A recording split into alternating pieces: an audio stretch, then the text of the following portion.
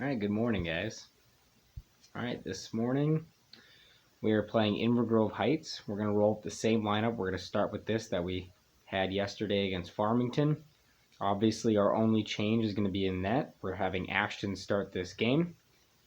All right, couple things here I want to show you guys on the whiteboard. Both things are going to be neutral zone based. First off, let's go with our forecheck on the neutral zone. So when the other team has the puck, and let's say they're doing, this rocking chair defenseman play where the puck has come out of their own zone. They weren't able to hold the zone, but they still have possession.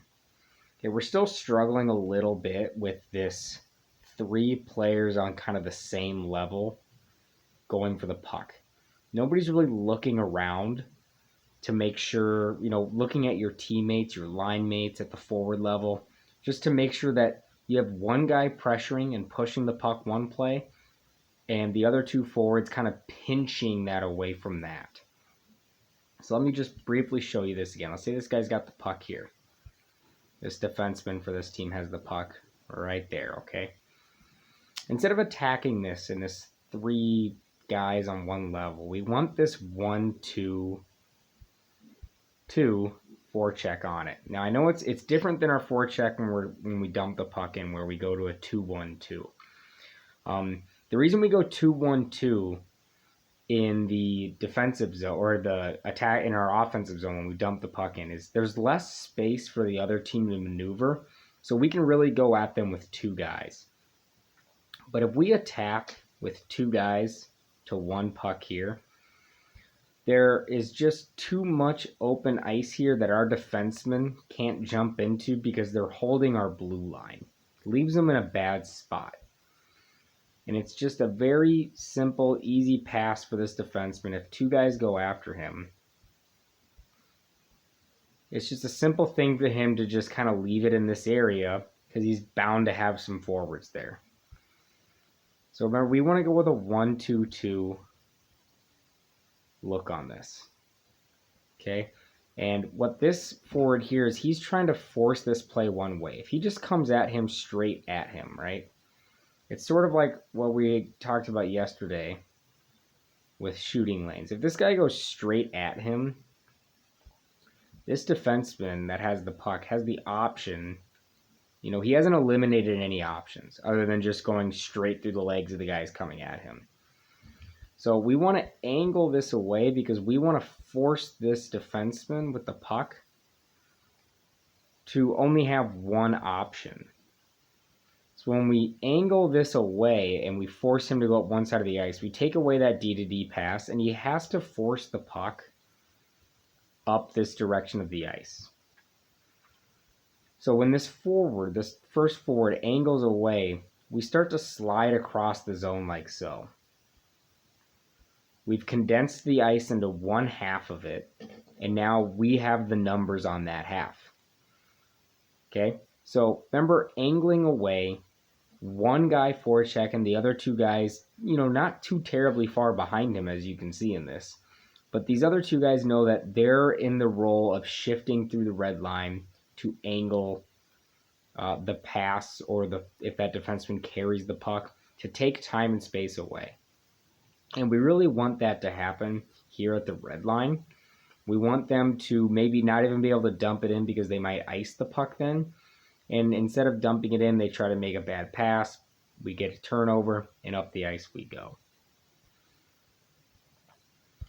Next one really quick, I just want to show you guys. So we've worked a lot on regroups on the power play.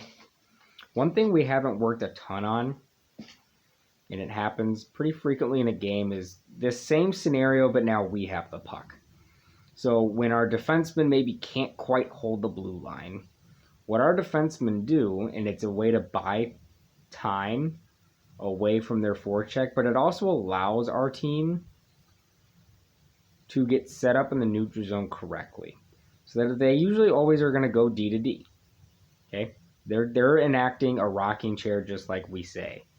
Or just like we've been working on for a while with them. So when that defenseman makes that pass, he's going to rock behind the other defense. So now he's in this position, He's in a support position with the defenseman that has the puck. The puck is over here. Now, our forwards are clearing the blue line, getting back from being offsides. The really important role in this is this middle drive forward, and it's not always a center, because you never know how you leave the zone based on when you have possession of the puck. Because once you have possession of the puck, there's really no more wings, there's no more centers. We're all moving together in the offensive zone to open up ice, to create passing lanes, to drive the net. So that's why I'm not putting wings and centers here, just 3 forwards. This middle guy is really important. What's happening a lot is this middle guy gets into the neutral zone and then he wants to kind of peel out. And we have 3 guys kind of peeling outside, and we're not having a middle presence. We're not having an easy pass for our defensemen. What we really need to do, remember, and it's like that regroup drill we had at practice the other day, is if our defensemen are lined up this far apart from each other, okay, we almost want to have this line of how wide they are. And that's where this forward in the middle times himself, where he just kind of stays within the depth, the width of the defenseman. If they go D to D again, he can just turn back and stay within that depth. And while this is going on, these outside guys are just curling back towards the boards, presenting a good stick for a passing option. Okay, because if the pass, let's just clear all this. If the pass from a defenseman goes out wide, okay, he hits this winger. Okay, as long as this forward in the middle is staying in between and then is shooting up, he's now an option through the middle as well. And if this puck gets dumped in, he can be the first guy on it. It's also if the puck maybe goes to the guy in the middle. Okay, he's presenting this good width-wise. He's not getting outside the defenseman. He's staying within the defenseman. And this pass goes to him. He has the option to skate up the middle of the ice. He can kick it outside to either guy. Okay, so let's remember when we're regrouping, we need to have a guy that stays within the width of the defenseman and let the outside guys kind of curl around the boards area. We had a fantastic regroup, I believe, when it was the Hudson, Brody, Gabe line. I believe it was Gabe who played this middle presence. Remember, Gabe is a winger, but in this circumstance, he was a middle presence. He got the puck and he kicked it out wide, I believe, to Brody, and Brody made a nice play by getting the puck in. But what was most impressive about it is from the time that the puck left our offensive zone and we were back in their zone was maybe 3 to 4 seconds. Because every single pass in that regroup was stick to stick. It was on the tape. You know, it's the same thing we've been preaching for weeks and weeks now about how the fastest teams aren't necessarily the teams that skate the fastest. It's the teams that pass the puck the best.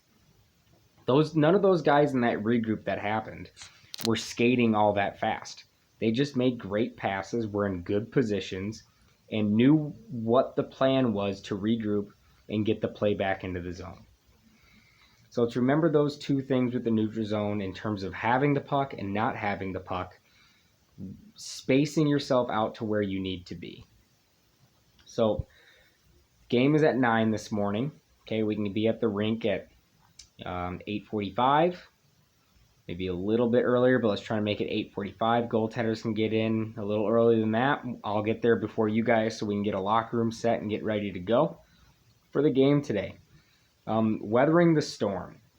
Okay, and this isn't Banks, this isn't Storm, but the storm of, we don't know a whole lot about this team. The only thing we know is that they score a lot of goals. That could be a bunch of different things. That could just be that they're going up against a bunch of teams so far that haven't been playing good defense and they're taking advantage of it.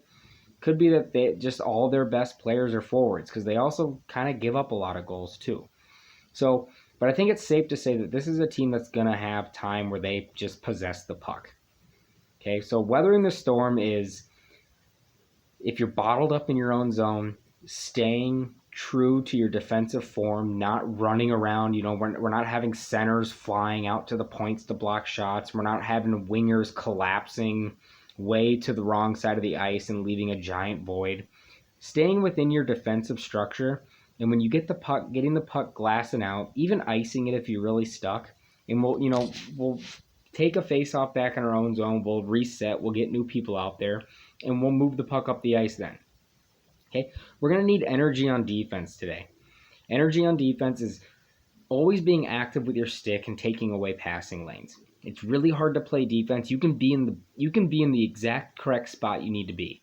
But if your stick is up at your waist, it's not on the ice taking away a passing lane, you're doing less than half of what you need to do to be an effective defensive player. That stick needs to be on the ice. So energy on defense in terms of not looping around, when the puck gets passed, don't make a giant loop. We stop and we go in the direction that we need to go. We have our stick in the lanes. We're battling out front. We're engaging in the puck battles. Being creative. We had some good puck possession against Farmington, but we weren't terribly creative once we got the puck.